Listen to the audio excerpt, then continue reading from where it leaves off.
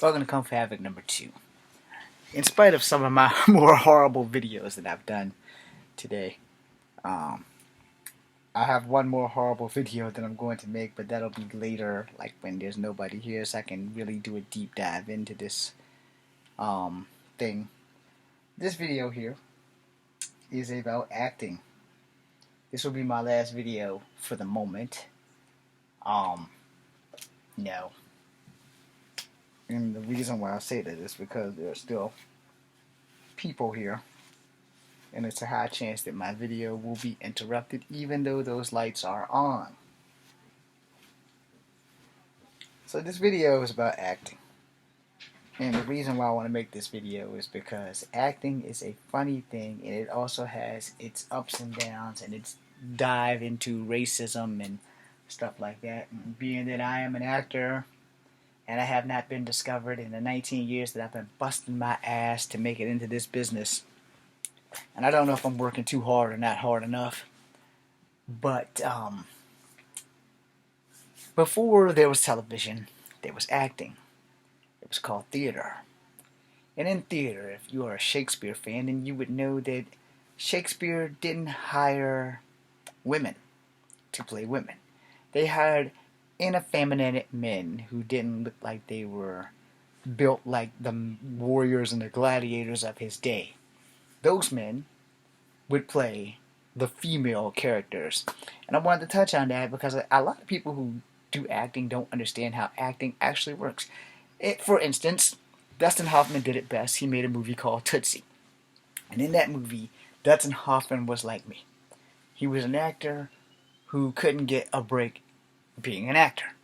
So he had a friend who was a makeup artist who made him up to look like a woman. And he got the role. They thought he was a woman. And, if y'all see Tootsie, the makeup artist that did Dustin Hoffman's makeup like that, aces, because in his time, for that movie, that was like probably the best movie. It's my favorite Dustin Hoffman movie next to Kramer versus Kramer. Alright, but I really love Tootsie. They're kind of running in a smooth tie. And yes, Mr. Hoffman, I am trying to seduce you. If it'll get that door open for me, I will seduce anybody. But anyway, so for Shakespearean actors, who are mostly ruling the theater and doing all these theater stuff, that's not the actor that I am. I am television, internet, and movie kind of actor, because there's a thing that can save my career. It's called editing, and the guys behind the scenes make me look good. Alright? And I have mad respect for those guys.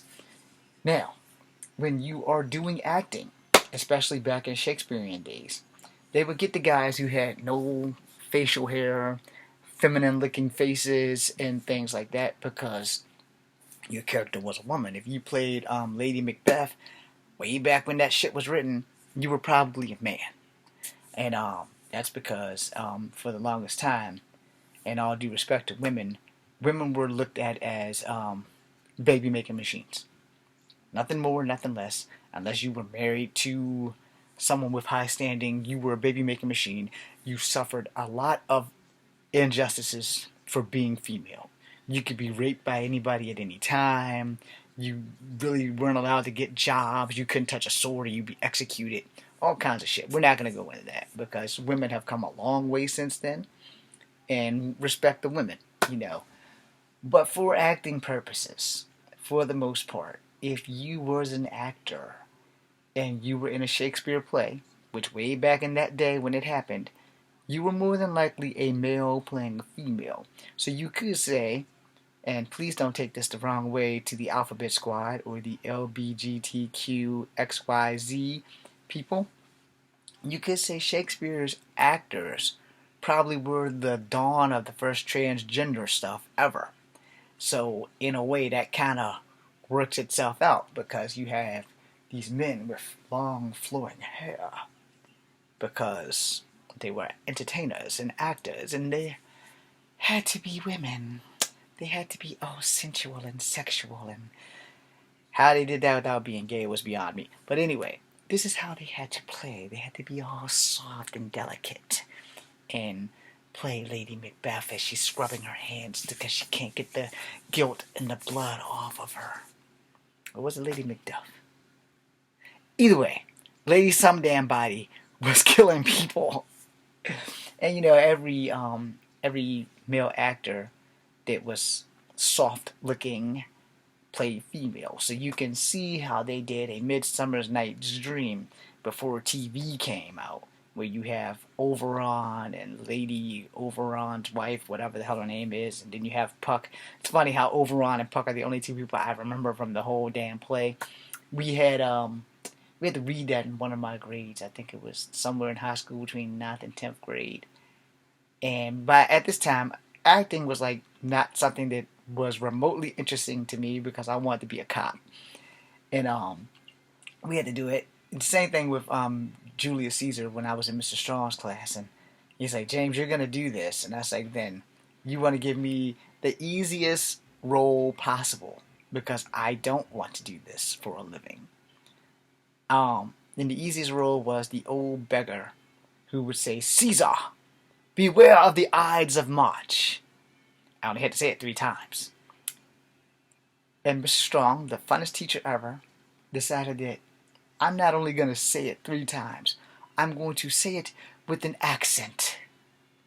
I'm like, I don't know what the hell a Roman accent sounds like. He said, well, you're going to do it anyway, and I want you to have an accent. I want you to feel the character. And I'm thinking to myself, this teacher has lost his goddamn mind. And then we got to the part where I'm supposed to say, Caesar, beware of the Ides of March. Hold on.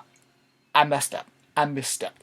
When we got to the part where I had to read it, he stopped me and made me reread it with an accent. And then he goes, first you're going to do this part. Caesar! Caesar! And so I did that. And then the person reading Caesar says, who summons me? It is I, whatever the hell the character's name is. And I come bringing the warning. You must beware of the Ides of March. And then the guy I think was playing Mark Anthony, he said, ignore that old beggar. He knows nothing. And I say, Caesar! Caesar! Beware of the Ides of March. So because of my skin tone, I probably would have actually been a slave back in back in the Shakespearean days. But they didn't have black actors or female actors on any level back in the Shakespearean days. So most of the actors were male. Alright? So they were the aneffeminate male. Now, I guess that's the word that I'm looking for. That might not be the word. I probably just offended everyone who knows what the hell aneffeminate means. But you were not a macho man. You know, you were not like the buffed up macho guys. You were the scrawny pipsqueaks and peewees like me that played the females. Must have been odd as fuck kissing another man. But anyway, that being said, you know, as acting evolves, because it did evolve, and it evolved to where they had radio. That's me marking through my video and what I was discussing. They had radio. So when you hired an actor on the radio, you didn't know what color they were. And a lot of actors hung around black people so that they could talk black, because black actors were not getting jobs then. And if they were, I'm going to have to Google that to fact check it. But for as far as I know, up until it went to TV, theater and radio didn't have any black actors. And the actors that were black in theater or radio were white guys painted with shoe polish and things like that. I mentioned this in another video, which is why I'm making this video. So you can understand it. Racism in Hollywood is also a thing. It's always been a thing, and eventually it would lighten up where they could find black actors like the great Forrest Whitaker, or black actors like Wesley Snipes, and all the strong black actors in soap operas, because that seemed to be where a lot of black actors dominated versus the Hollywood movie franchise and stuff. So, you know, it took a while for black actors to get a part, and then for black female actors it was even harder, and the same thing for Asian actors and Asian female actors. And it took, the breakthrough that came for Asian female actors was Nancy Kwan, and whatever that movie was. I can't remember. But Nancy Kwan, she was a great Asian actress. There was great Asian actors, but before there were great Asian actors, there was Mickey Rooney, and Mickey Rooney played a Chinese landlord in a film, and I can't remember the name of the film. And then I recently mentioned that I watched a show back in the '80s called The Master, where I thought that the guy actually was a Japanese guy, but it was actually Lee Van Cleef passing as a Japanese guy. And the same thing with Remo Williams, where damn it, now I can't remember his name, but his last name is Gray, and he played an Asian as well. And none of these guys are actually Asian, but they played Asians very well, and they convinced you, so you knew they were great actors because they could convince you. And it's the same thing with like Native American characters. They generally just got Italian people to play them because Italian people were closer in the skin tone than actually hiring real live Native American actors and shit. And up until Graham Greene and other Native Americans from Last of the Mohicans. Now there were a few in the '70s, and some of those ladies that played Native American actresses, their characters were generally brutalized or raped or some shit like that.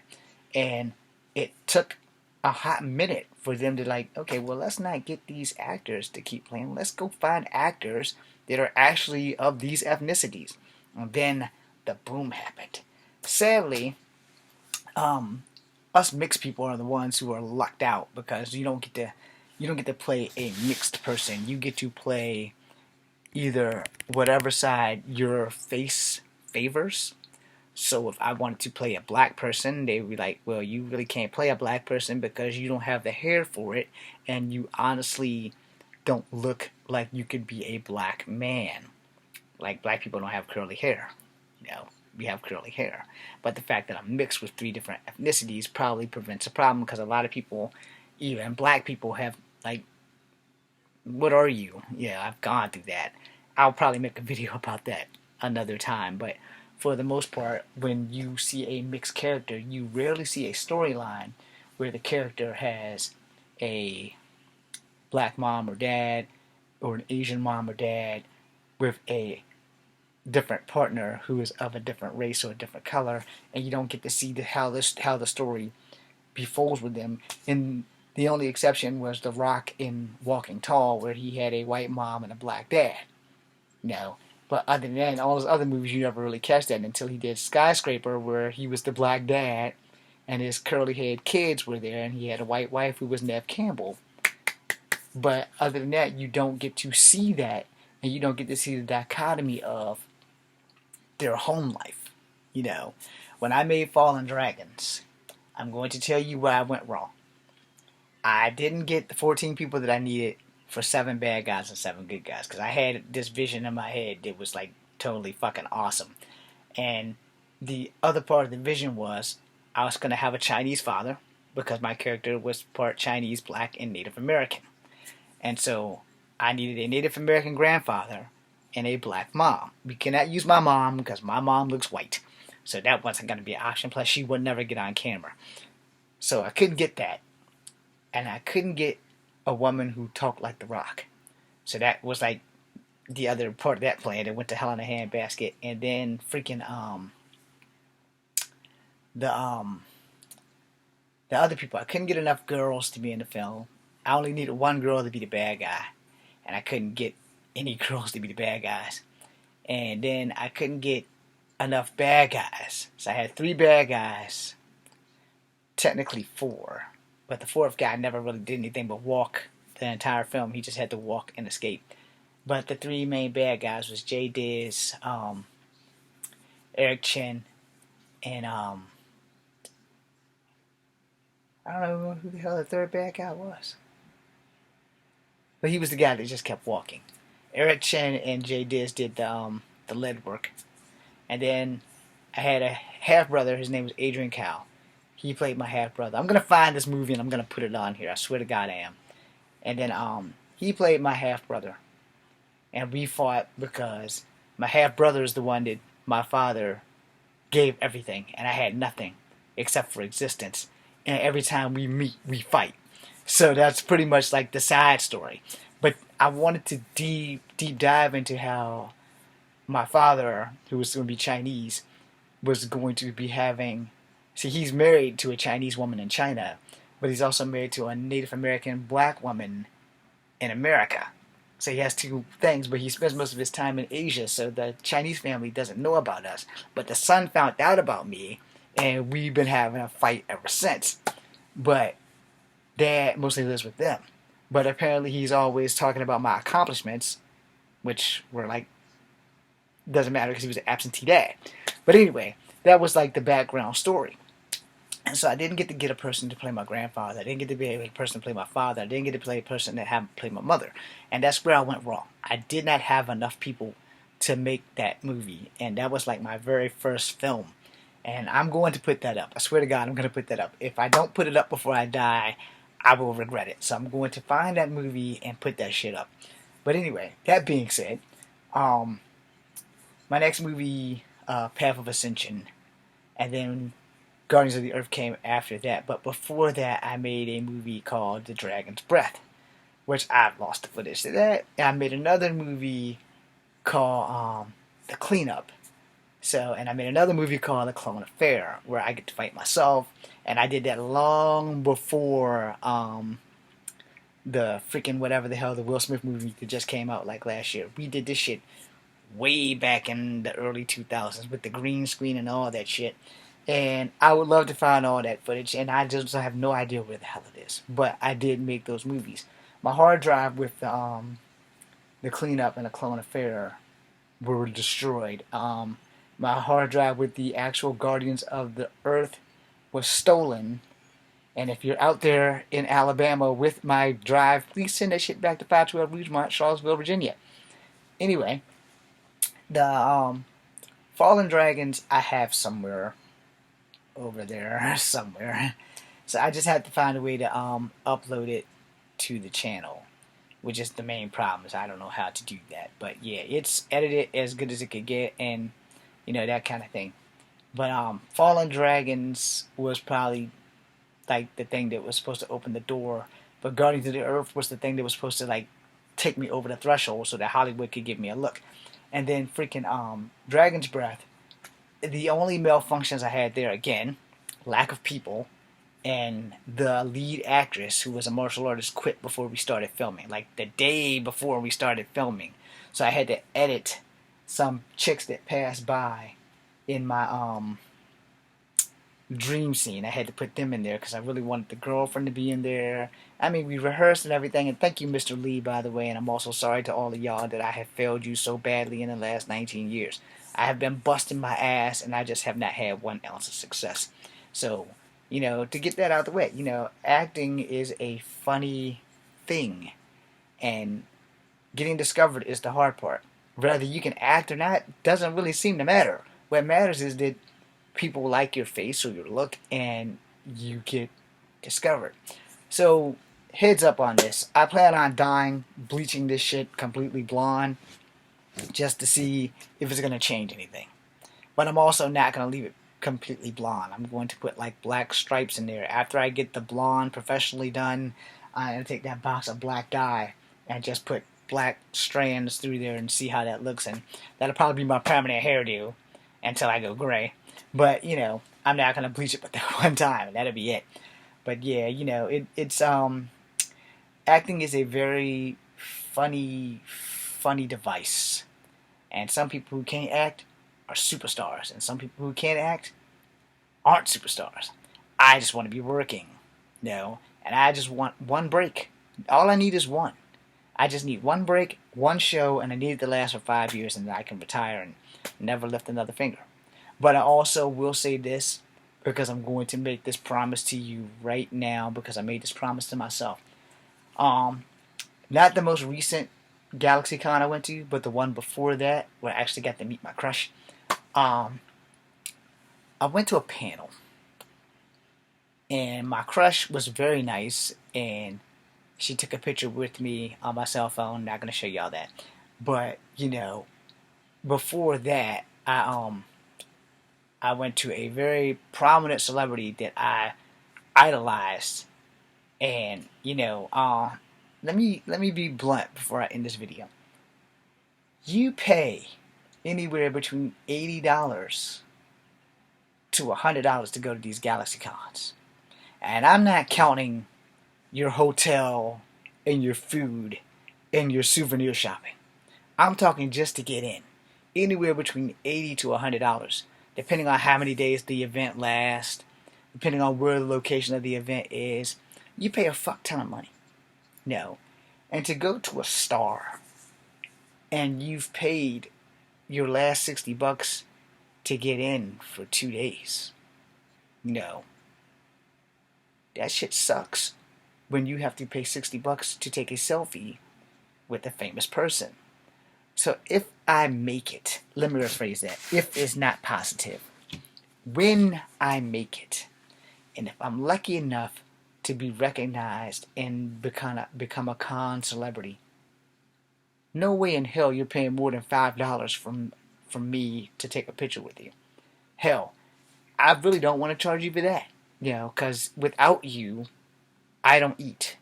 Without you, I don't have a career. And I know this from the ground up because right now I don't have a career. But I do know because I made this promise to myself that when I make it, no one has to pay more than $5 for a picture from me. And if I can get cheaper, I'm gonna go cheaper. If I can get pictures for like $2, now everybody's like, you're full of shit. No, I'm not, because I'm poor.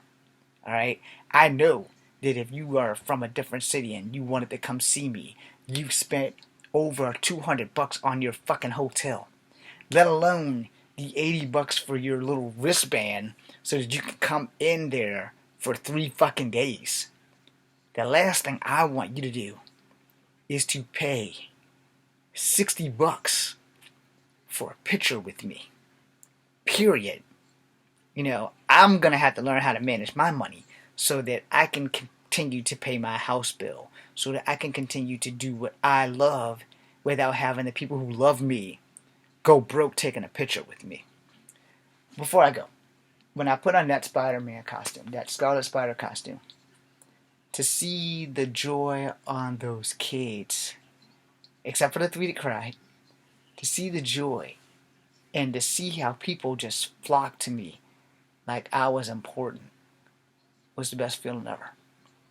So hell yeah, if I can get a job being the Scarlet Spider for the rest of my life, and as long as I don't get overweight and my suit fits, I'm more than willing to do that. I'm actually going to start shoe shopping really soon to find some red tennis, like actually running shoes instead of the red spray painted shoes that I have. I mean, they were great shoes, but they were slick and they had no grip. So I want running shoes. I'm only gonna buy running shoes as long as I'm breathing. So that would be that. I want to thank you guys, all 87 of you, and everyone who's watching. This is Kung Fu Havoc number 2. I want to end on a positive note. Be seeing you.